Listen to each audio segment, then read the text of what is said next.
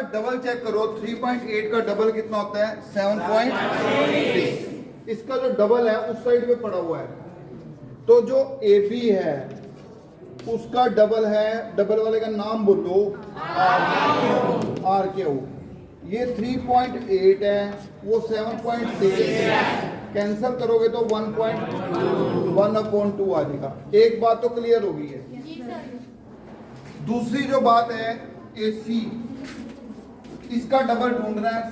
300√3 है तो 600√3, तो इसका तो ये कितना है बेटे? √3 से √3 कैंसिल, 1/2। और तीसरा जो है इसका कौन सा डबल है? BC का डबल है, तो BC 6/2। और सबने ध्यान रखना है कि एंगल C जो है, इसमें कहते हैं कि AB, AC और BC तीनों की जो रेशियो है वो इक्वल आई है। AB, AC और BC तीनों की रेशियो इक्वल आने से क्या कहेंगे? Side side side similarity, side side side similarity. Triangle कौन सी बेटे सिमिलर होगी? ABC।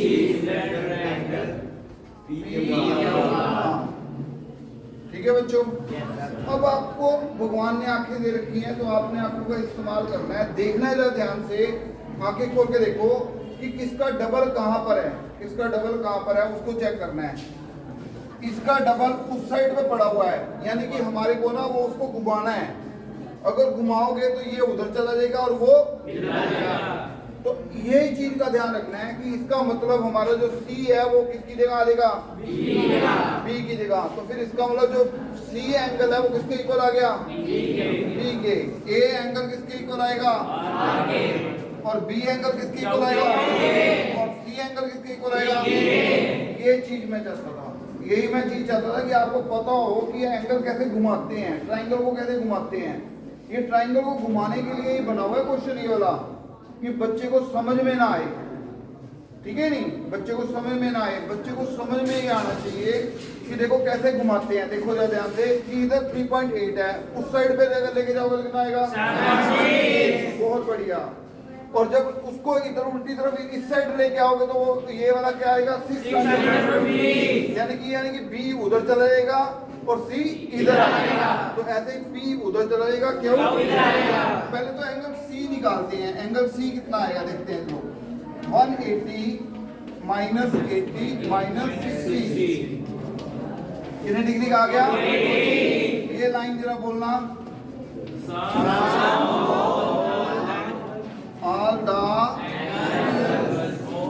of a triangle, हाँ, sum of all the angles of a triangle, जितने भी एंगल्स होते हैं उनका जो सम होता है ट्राइंगल का वो 180 होता है। 180 में से माइनस कर दो 80 और 60 को, तो बाकी कितना बच गया बेटे? Now triangle ABC similar to triangle PQR। ABC किसके सिमिलर है? तो एंगल जो B है, अब मेरे को सोच के बताना बेटे, एंगल B किसके इक्वल आएगा बताओ? एंगल Q के। B एंगल किसके इक्वल आएगा? कितने डिग्री आ जाएगा? और एंगल A किसके इक्वल आएगा बेटे? R के। कितना आएगा बेटे? बहुत बढ़िया। और एंगल C किसके इक्वल आएगा? हाँ जी, P के। किसके कितने डिग्री आएगा? तीनों एंगलों का सम कितना आया? 180। तीनों एंगल का सम कितना आया? 180। उन्होंने जो क्वेश्चन में पूछा था कि एंगल P कितना आ रहा है, तो एंगल P जो आ रहा है वो कितना आ रहा है? 40 डिग्री। तो लास्ट का जो एंगल P है वो क्या आ गया आपका? आंसर आ गया। एंगल P कितना आ गया? 40 डिग्री। ये आपको क्वेश्चन समझ में आया कि नहीं आया? ये क्वेश्चन दिखाओ, ये क्वेश्चन दिखाओ इधर कि AB के नीचे क्या आएगा? AC के नीचे BC के नीचे साइड साइड साइड।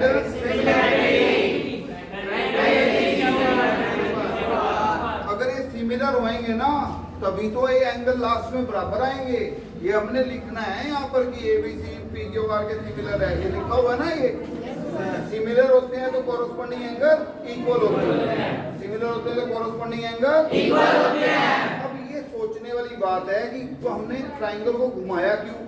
क्योंकि जो इधर वाली जो साइड थी इसका डबल जो पड़ा हुआ था और इसका डबल जो पड़ा हुआ था वो, तो हमने घुमा के इसको सही करा है। फिर उसके बाद हमने देख लिया कि इसका कॉरस्पॉन्डिंग एंगल कौन सा है, इसका कॉरस्पॉन्डिंग एंगल कौन सा है। तो ये बात समझ में आ गई? Yes sir. कॉरस्पॉन्डिंग एंगल देखना होता है कि इसका कॉरस्पॉन्डिंग जो P है वो वाला घूम के जब इधर आएगा तो किधर हो, ये वाला जो P B है, ये क्यू जो है वो B के बराबर हो जाएगा, C जो है वो B के बराबर। बहुत बढ़िया। C जो है वो किसके इक्वल हो जाएगा? कॉरस्पॉन्डिंग एंगल जब इक्वल हो जाएंगे तब हमारा आंसर P कितने डिग्री का आ जाएगा? 40 डिग्री। जिसको ये क्वेश्चन समझ में आ गया हाथ ऊपर करो। Thank you, thanks to all of you. जय माता दी। जय माता दी। जय करो शेरवाली राम। बोल सच्चे दरबार की जय। थैंक यू बेटा, गॉड ब्लेस यू।